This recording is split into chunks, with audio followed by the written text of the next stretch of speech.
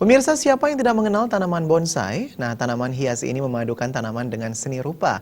Para penggemar bonsai menyebutnya seni hidup dengan nilai ekonomis tinggi. Penasaran? Berikut liputannya. Bonsai sebutan untuk tanaman hias yang dikerdilkan di dalam pot yang dangkal dengan tujuan membentuk miniatur dari tanaman yang besar. Bonsai sering dimanfaatkan sebagai tanaman penghias rumah. Hampir seluruh tanaman dapat dibuat menjadi bonsai. Bagi para penggemar bonsai, tanaman yang dikerdilkan ini merupakan salah satu seni yang hidup. Dalam merancang setiap bentuk bonsai, para penggemar selalu memperhatikan setiap anatomi tanaman, warna, dan ruang tumbuhnya bonsai. Bagi Kadek Marute, penggemar bonsai asal Banjar Dinasraya, Desa Bakti Seraga, Buleleng ini, bonsai bukan hanya sekedar hobi dan seni. Baginya bonsai telah menjadi barang ekonomis bernilai jual yang tinggi. Lelaki yang telah menggemari bonsai sejak tahun 1985 ini mampu mengolah setiap bagian tanaman menjadi karya seni yang indah. Sebenarnya kita kan hidup di tropis, artinya tanaman-tanaman kita di daerah kita itu sendiri paling banyak jenisnya. Namun demikian, sementara yang paling banyak kita koleksi di sini adalah jenis-jenis tanaman ficus.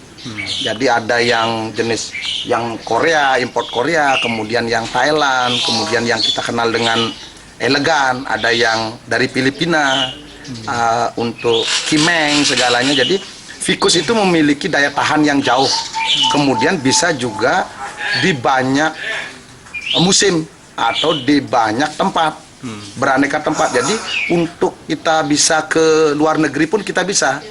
Jadi ke Jepang dia mampu, dia bisa hidup. Jadi kontes ke Jepang, ekspor segalanya, sasaran itu sendiri yang harus kuat. Jangan sampai kita hanya bermainnya di daerah setempat saja.